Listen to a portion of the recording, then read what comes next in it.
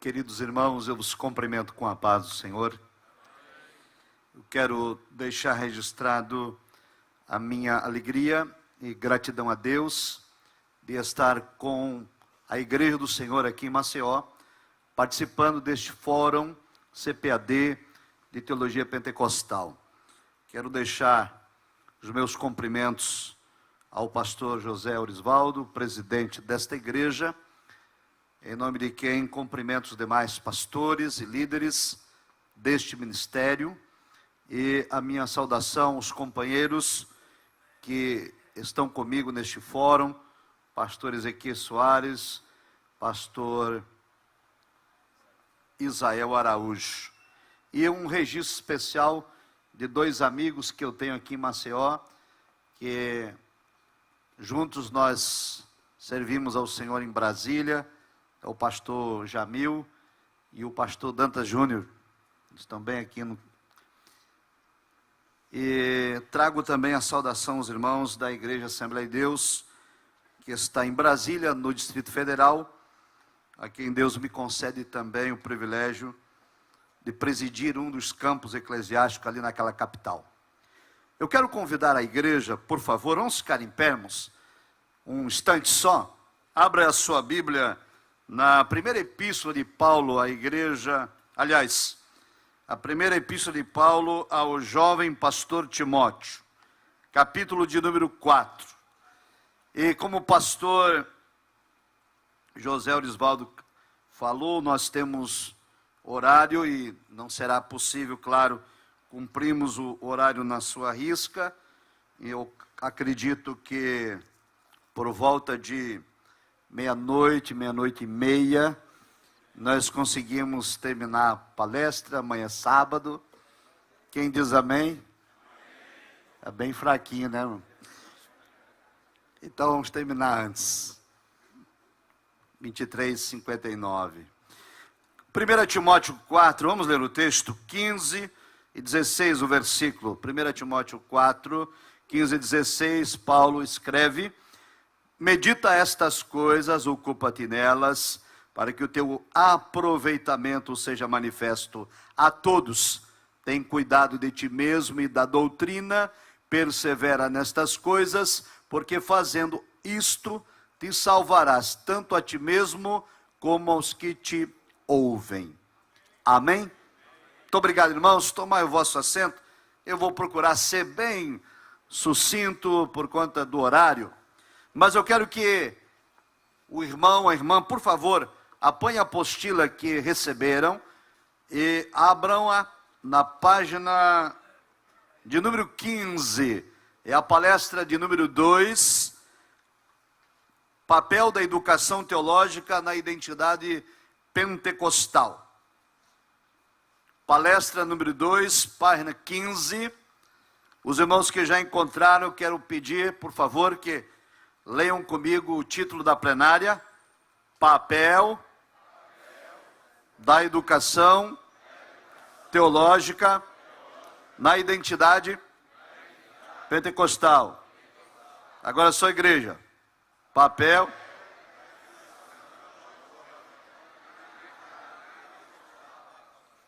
Muito bem. Então, algumas informações estão aqui na apostila. Vamos pincelar alguns fatos. A primeira informação, amados, é de que a formação dos líderes das Assembleias de Deus, nas primeiras décadas, se deu especialmente pela prática e pela experiência. Não havia nenhuma exigência de formação acadêmica ou teológica para os nossos primeiros líderes. Por conta disso, disseminou-se então uma ideia que fazia oposição à teologia. Uma ideia muito comum era a oposição ao que se chamava de fábrica de pastores. Ir para um seminário era ir para uma fábrica de pastores, e a mentalidade era que lá na fábrica de pastores, no seminário, a mente ficava cheia, mas o coração ficava vazio. Então, por causa disso, havia uma oposição ao ensino teológico formal.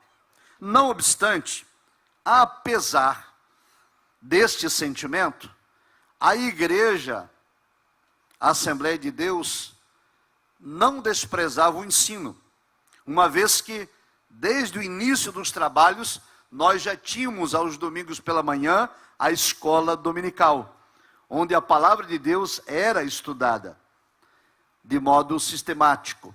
E também os periódicos, como os jornais, traziam uma série de artigos com doutrinas bíblicas e estudos bíblicos. Mas frequentar a sala de aula com formato acadêmico não era permitido.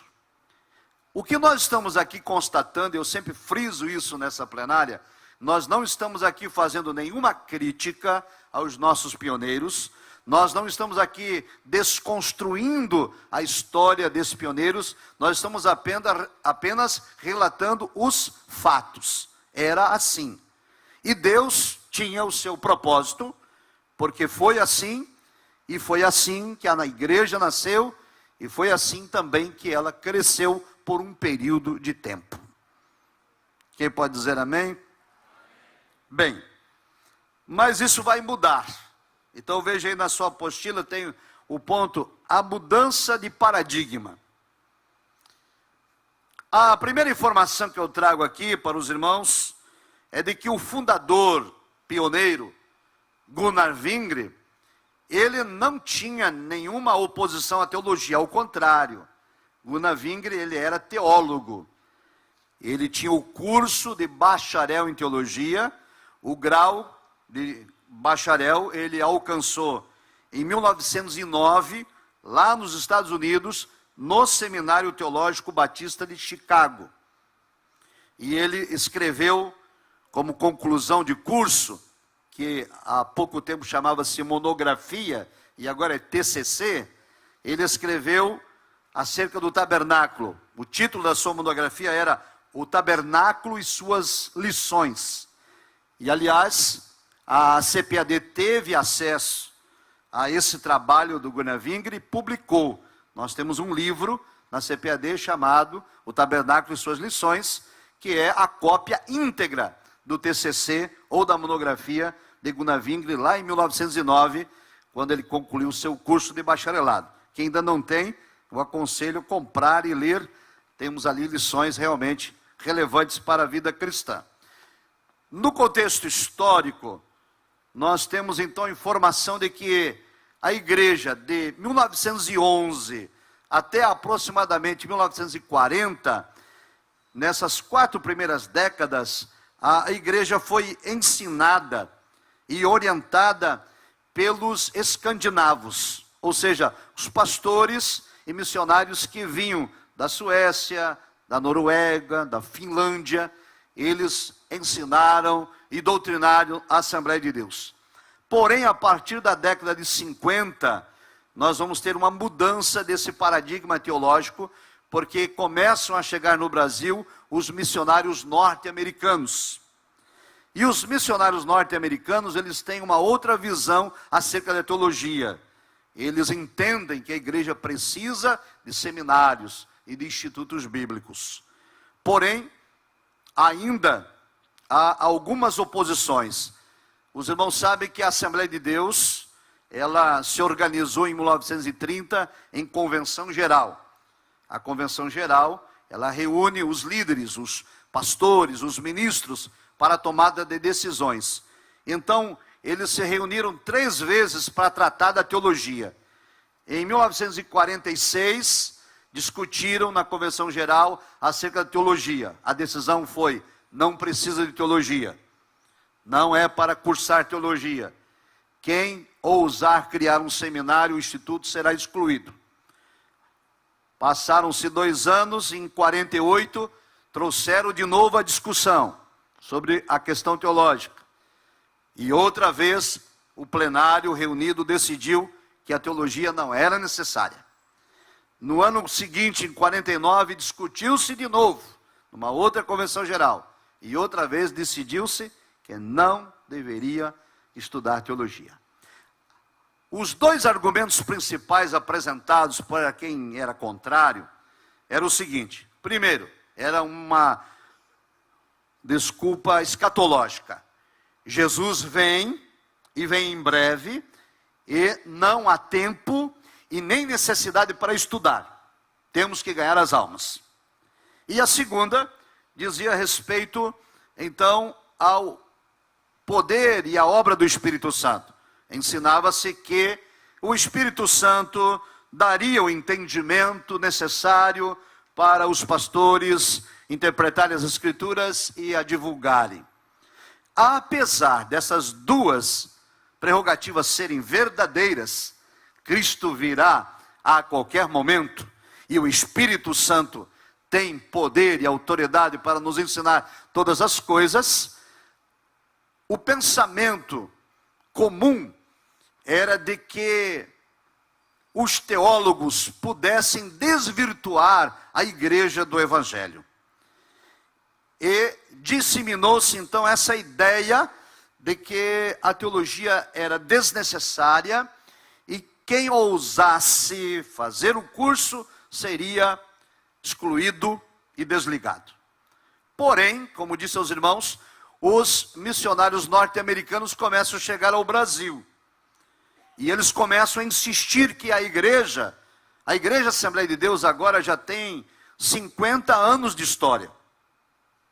Já comemorou o jubileu de ouro.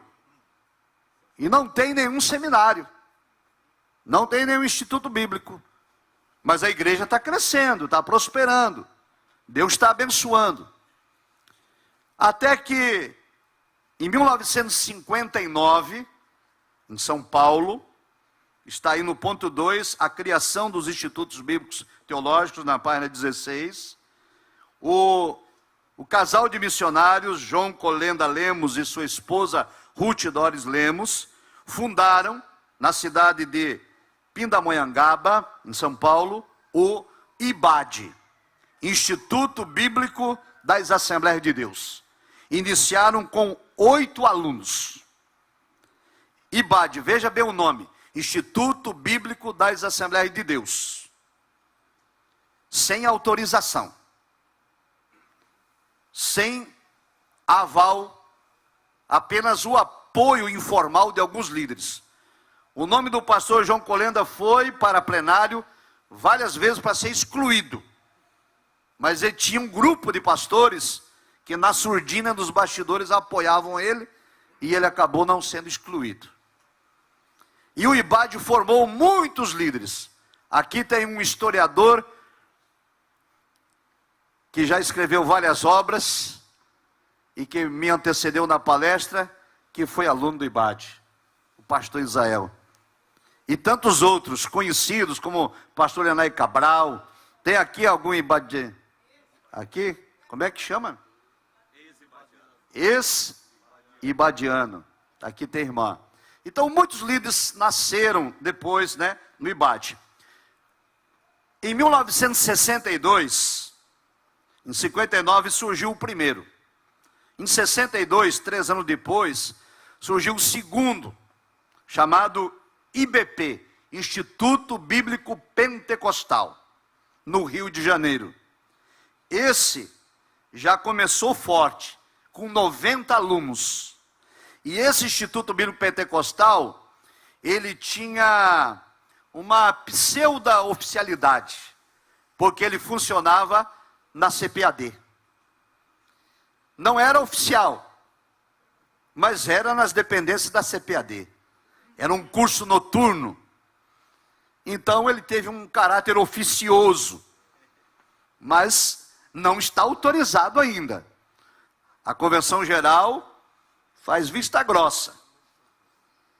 E esse clima de oposição continua.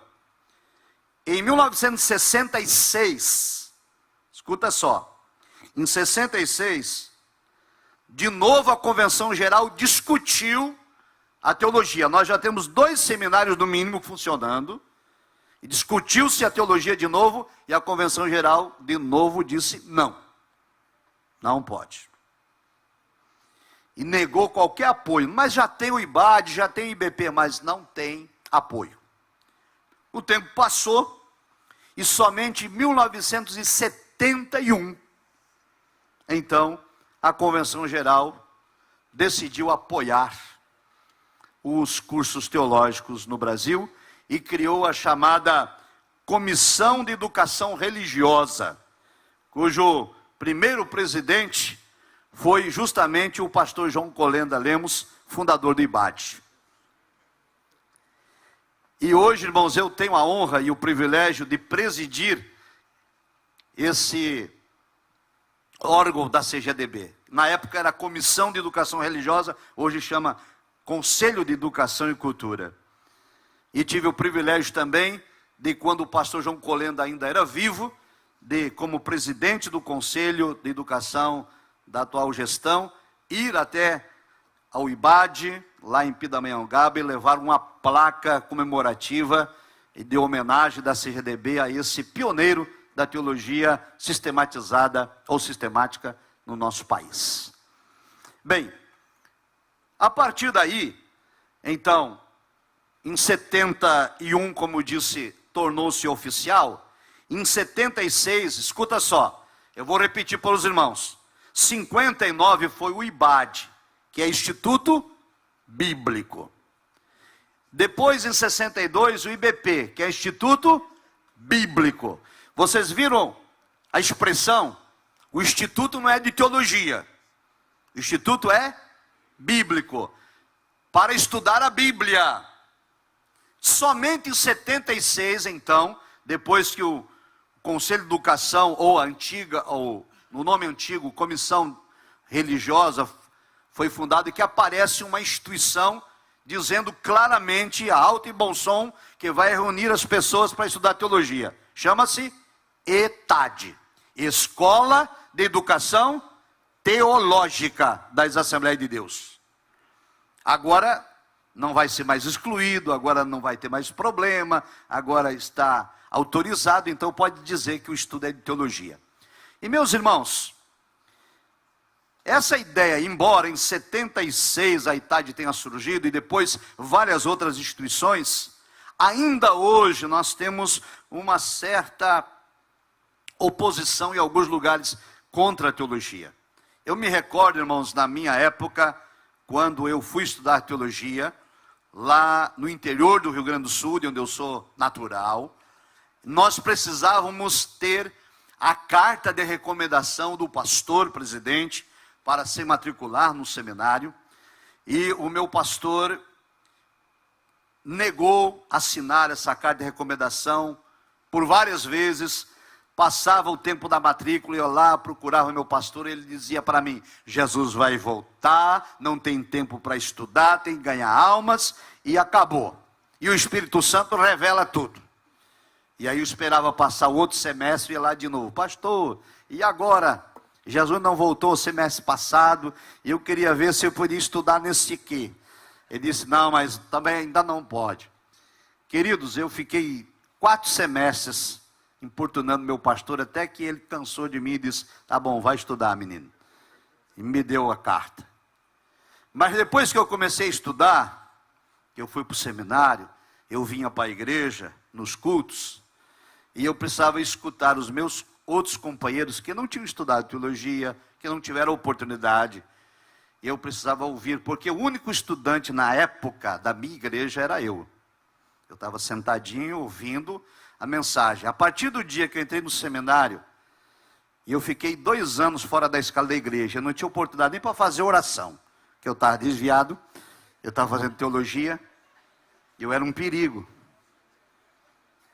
E eu ouvia meus companheiros pregando assim: por que, amados irmãos, igreja, diploma de teologia não expulsa demônio? E olhava para mim.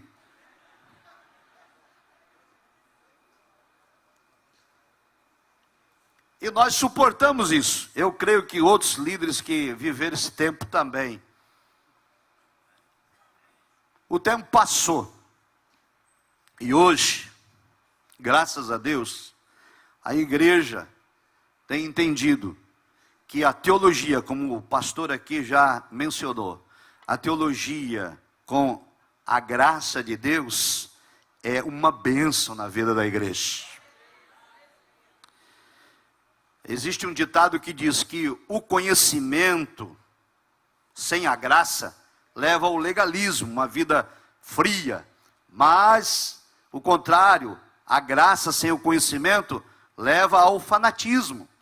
Então nós precisamos do equilíbrio, conhecer as Escrituras profundamente, as doutrinas teológicas e ter uma vida consagrada no altar de Deus para poder ser um instrumento e um canal de bênção na vida da igreja.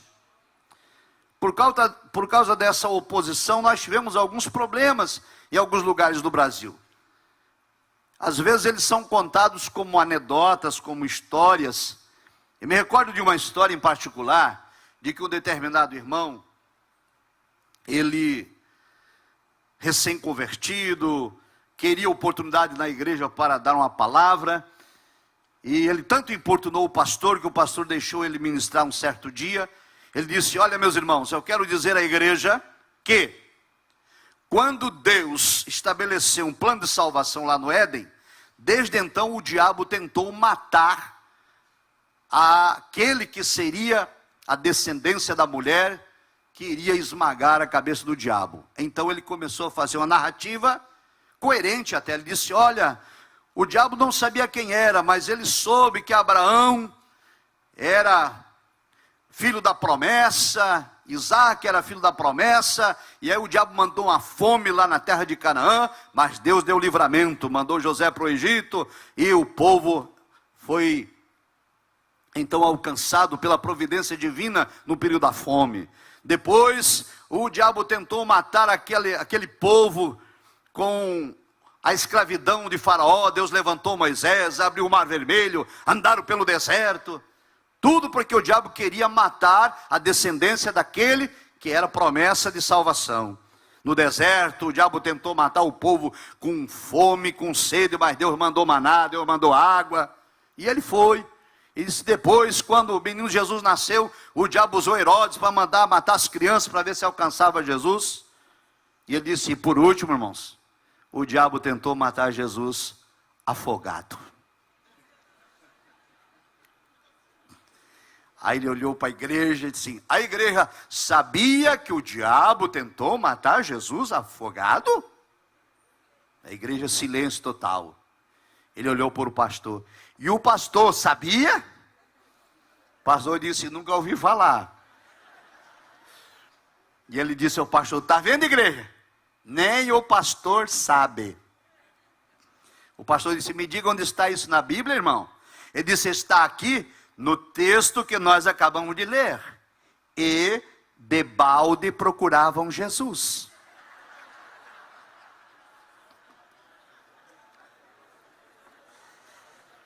Então esse era um dos problemas da falta da hermenêutica e da exegese, que levavam os irmãos a umas interpretações, para não dizer outra palavra, né? Interpretações esdrúxulas.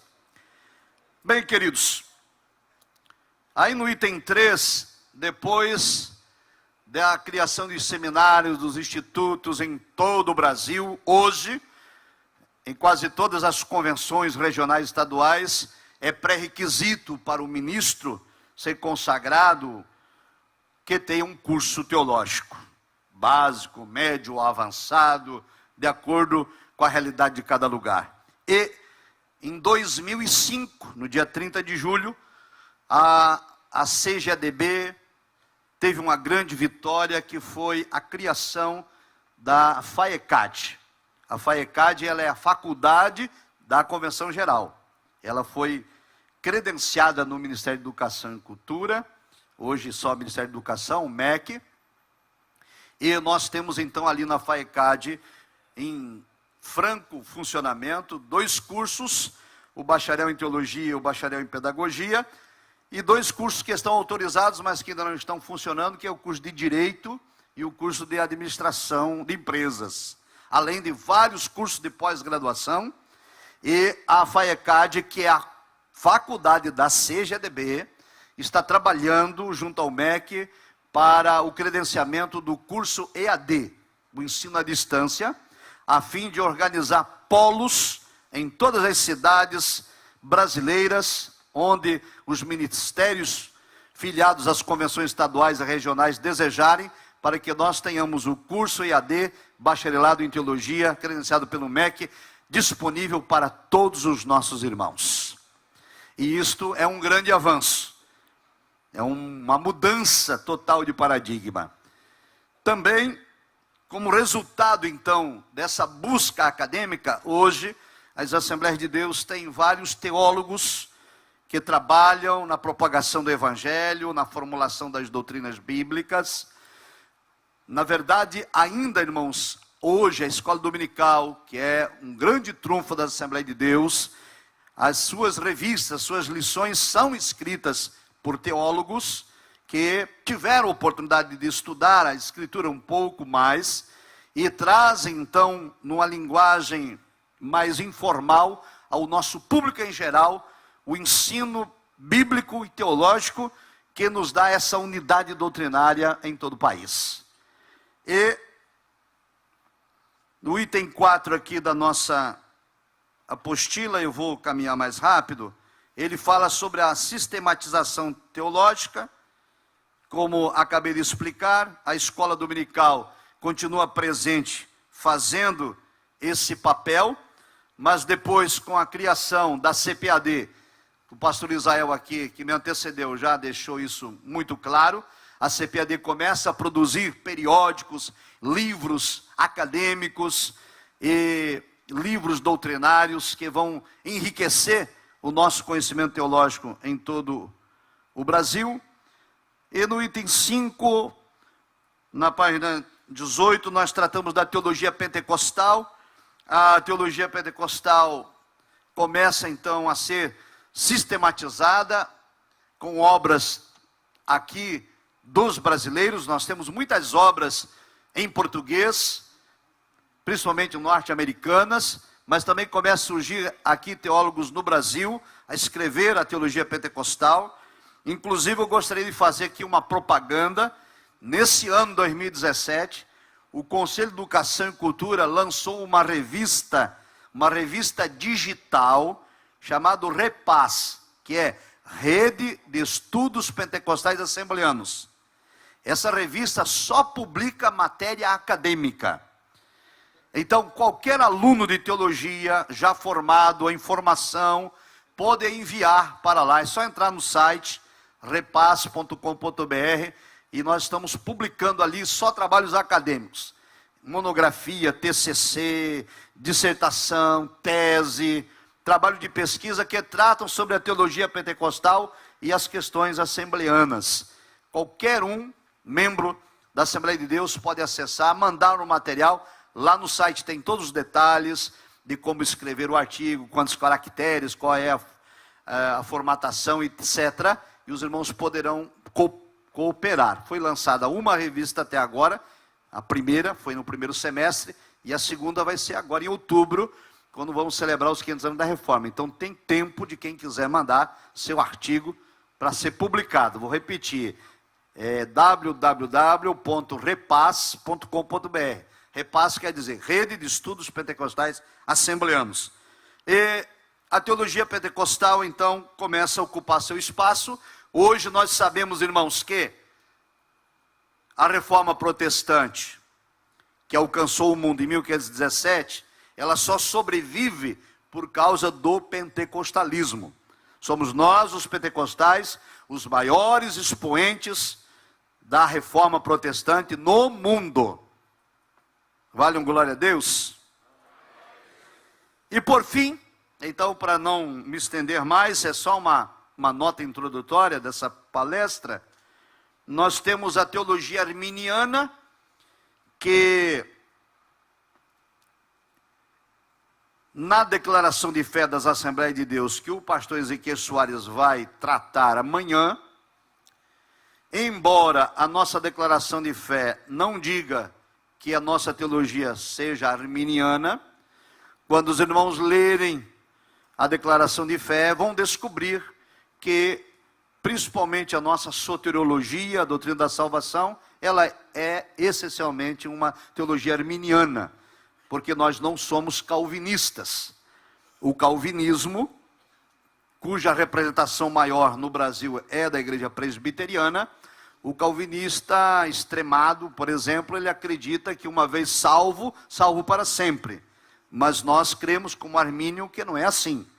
A salvação é um dom precioso, que é nos dado pela graça, mas é preciso perseverar sob pena de perder a salvação.